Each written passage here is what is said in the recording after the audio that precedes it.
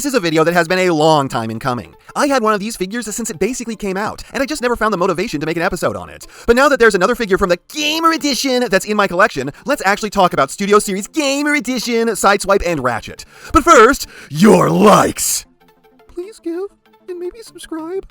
Real quick, that clip that's going around of Peter Cullen going like, "It keeps coming out Ratchet!" Can someone explain to me what he's hearing himself say? Because it just sounds to me like he's saying the name as normal. Why is he going, "Oh no, I said Ratchet instead of Ratchet"? Because this is breaking my brain. Anyways, about the figures, it's been a long time since I played the High Moon games, but I don't remember these guys being so goofy looking. Don't get me wrong, I've always hated this aesthetic, but that's just because it's not to my tastes, not because it's one of the most awkward looking things I've ever seen. Sideswipe looks like a balloon with 4 strands of spaghetti and a pea glued to it, and Ratchet's monkey arm proportions are even worse than the not quite Commander class Transformers 1 Optimus Prime. These are just 2 freakish looking figures, but I actually have to hand it to these things. While they are ugly and weird, they are a massive step up over where the line started. Compared against the sin that was Gamer Edition, Bumblebee and Barricade, this is like a whole new, vastly superior toy line. Look at them. Nothing that's not supposed to come off wants to fall off. Their arms stay on reasonably well, they have the option to hold their guns like guns, they pose more than not at all like the Barricade did, and I don't hesitate to call these toys. And even their transformations are an upgrade over the older figures. I don't find that aspect of these two as praiseworthy as others seem to, but neither of them are the boredom of the Barricade or the suffering of the Bumblebee's shoulder armor popping off every 2 seconds. However, I unfortunately don't know what I should really say about their robot modes outside of the quality being way better, as I don't like these designs when they're done right. Sideswipe looks like a kid in a way too puffy jacket sitting at the bus stop after he had a nasty bout with a peanut allergy, and Ratchet looks like his knees are minorly broken and are trying to lean back on him so they can fold in half, and he's got the arms of Shaggy Rogers.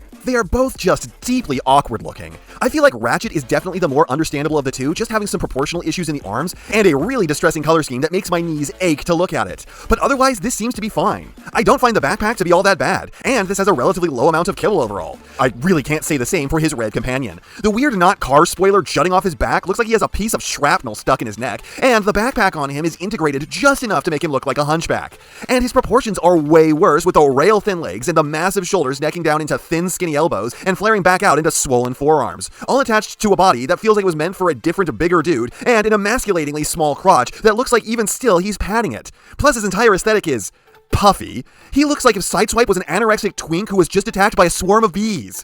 I don't like looking at either of these, but I really don't like looking at Sideswipe. He has stayed in alt mode almost the entire time I've had him because of that. And this extends to the heads. Ratchet's is fairly game accurate, and I'll give it this. I think that the chin strap hurts this, but without that part, this actually could be a pretty sick head. Maybe it's the edgy teenager in me, but he almost kind of has a Vecna vibe going on. No, not Vecna from Stranger Things. That's a good show that I swear to God ruined the ability to talk about so many classic D&D monsters by flat out abusing their names onto things nothing like them. To be fair, Vecna was closer than normal by a lot. Anyways, this head is more for me than the rest of the figure. Sideswipe, however, continues to be something that I truly can't stand. Dude needs an EpiPen bad. How do you have a helmet that looks like it needs to lay off the butter? It's such a small face and such a big hat that it's beginning to look a lot like he's got terrible mid-2000s scene kid hair. Get this dude a buzz cut, please. So look, I don't like the look of these guys. I think that if you're a fan of the game's art style, then Ratchet is pretty much up your alley. His problems aren't that bad, it's really just arms that are way too long. But Sideswipe is just like one of the ugliest things I've ever seen. Nothing about him seems to coalesce into a unified whole, outside of the fact that he's dealing with some immense swelling. They do, however, feel infinitely better than the figures that came before them at the deluxe scale, and even to an extent better than the Optimus do, as he was rather thin and flimsy in places. These are more in line with the dry robustness of the Megatron. As for accessories, these two are doing better than basically all the other figures that came before them. Sideswipe comes with this bulky gun that has a tiny magazine off to the side. Sorry, I don't care to remember what this thing was actually called in the game. It's lame, but less lame than most of the others, largely because he can hold it like an actual gun, immediately making it look cooler by default. But you can still do the stupid as hell gun arm thing if you really want to. Ratchet is much the same, but this time coming with this thing, which, if I'm remembering correctly, shot lightning in the game. He can also hold this in the superior fashion, as well as swap it for the arm, and he has an axe. I don't remember this dude being one of the selectable characters in the game, but people reassure me that he is known for having this axe. The handle comes off so you can put it into his hand properly, no Siege Ironhide's hammer here, and because it comes apart, you can form the axe handle lightning gun suicide axe. Truly a weapon to surpass Metal Gear. Been a long time since I did that one, huh?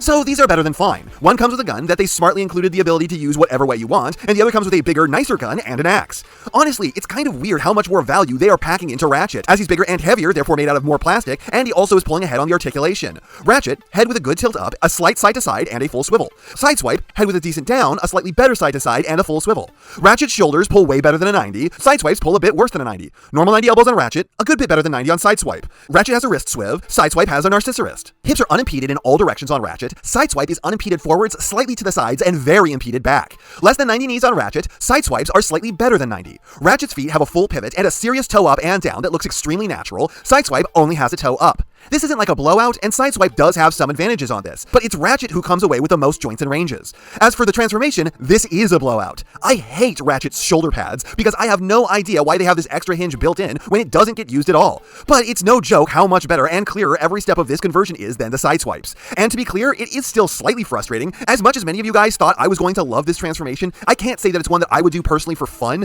Maybe it's the way that the plastic feels, but there's something that just seems like 5% off with every step. It's a clever and good transformation, but one that just doesn't vibe with me quite right. On the other hand, Sideswipe does literally nothing for me. I find every step of this tedious. He feels like a bit of scaffolding with a dude draped on it, and not one part of this wants to stick in my head. It also really feels like you just don't have the clearances you need to get anything you want done, especially in the torso, and getting it all to come together in the end is a pain in the ass. It's different to Novel, which normally sells well with me, but it's safe to say that I kind of hate this transformation. I will give them this though, both the end results are very good. Sideswipe's alt mode is definitely this one's best by a country mile. It's a near flawless vehicle mode, with its worst feature being the gray strut across its top. And it annoys me personally that he has no forwards-facing windows. However, it rolls fine, slightly rougher than normal, but I do have to hand it to this mode. It almost doesn't have a bad angle. And props to Ratchet. He's almost more successful, with a more interesting design, and whereas Sideswipe's back became slightly questionable, there is not an unconvincing angle on this thing. Plus, I care about this, it's got a front-facing window, so it looks like a vehicle and not an aggressive Roomba. It rolls a lot smoother than Sideswipe, it's not even really fair. Sideswipe is a step up from the first year of Gamer Edition figures, but Ratchet is a massive step up, and I have to wonder why he is so much better. He's bigger, he's better articulated, to my eye, he's more accurate, he's made with more materials, I think he even has more paint. He's got more, bigger, and better accessories, also with paint. He's got a better transformation and a better alt mode. In every way, he is superior to another figure in the same size class. Did they just give him way more budget or what? The first two figures in this line were abysmal. Sideswipe has the decency to be okay, but Ratchet is just flat out good. And if you like the game aesthetic, then I think that you will be very happy to have it in your collection. And you probably won't regret Sideswipe, but I know I do. And before I go, let's thank a channel backer. And this time it's Purple Flare with 86 Hot Rod. I might have been a little harsh on this figure back in the day. It was our first taste of Voyager as a price point and not a size class. And while I still think that a lot of the criticism I gave that thing is valid today, we have since seen much worse Voyagers in terms of giving you value for the price. And this is a really good figure in the end. It looks great, it feels great, has an interesting and fun transformation, it can do like all of the things in ways that most of the 86 figures don't. It poses great. The worst I can say about it is that the backpack pegging in has a propensity to break the windshield of the alt mode. But yes, this is a great Hot Rod. Funny how between this and the Kingdom Rodimus, he's kind of doomed as a character to get forced into a price class that's a little too high for him. And it's time for the monthly shoutouts. If you'd like a shoutout yourselves, please just follow the instructions on your screens. BG Forever is making a series where he rewrites Transformers Armada. So if you like it when I do the rewriting of the War for Cybertron series, you may like this. Links are in the description. Toxic is just starting out with his channel, where he plans to post whatever he wants. Check him out for stuff apparently, but largely Transformers and Star Wars according to him. Simeon Anseo wanted me to shout out his birthday, but I already did that, so now he wants me to shout out Lego Ninjago, the TV show.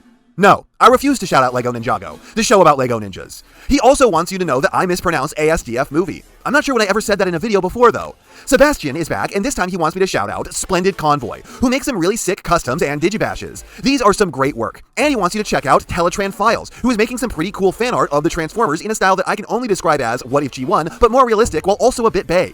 Megamaster64 is here, and he wants you to all give ye VHS Tapes of Old a look. It's a channel about a claymation TV show that never existed. Be warned, episode 9 is apparently very gory. He also wants you to check out PDIB Digital Vault, which is a very weird channel that I'm not sure I get, and I'm not sure that even he gets, since he didn't describe it to me at all. This show is like a cognito hazard. Lastly, he wants you all to give Icemaster a look, who makes theories about ye VHS Tapes of Old's videos. I suppose that's for advanced fans of the show, so if you find that you love that series, give him a look too.